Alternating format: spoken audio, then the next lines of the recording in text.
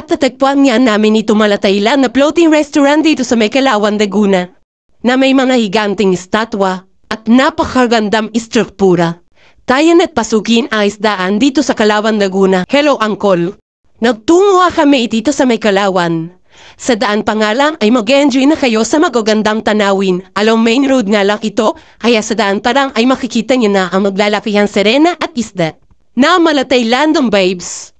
Dito sa entrance pa lang ay makikita niyo na si Manong Guard na papasanadjaryo. Huy Manong.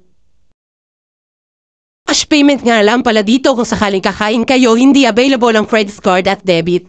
Nakalagay nga dyan ang no entrance fee at hindi sa pilitan ang pagbibigay ng tip. Meron kasi sila dito nag-aaral ng grupo ng mga musikero sa bawat kubo.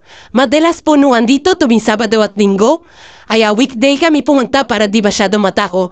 Dito sa bungad ay sasalubungin kayo ng staff nila para isrip kayo na kubo. Pero don't worry kung gusto nyo na mag-picture, magpaaram lang kayo.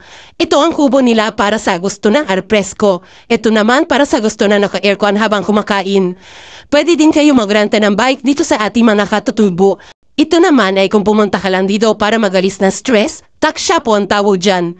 Bibili ka ng gamit na babasagin mo para mailabas ang garis mo at sisigaw ko lang ng taksya po! Ang ibig sabihin ay isearch mo na lang sa Google. Talagang sulit naman dito at mag-e-enjoy ang lahat pati ang bata at ang stress. Ako pa man nakuha ng lahat dito pero napakarami pa sa loob ng mga higanting karakter katulad ng mga dinosaur, Buddha, buwaya at mga superheroes. May boat riding din sila at may makamananayaw tuwing weekends. Hanggang dito na lang. Bye-bye! Bye-bye, Angkor!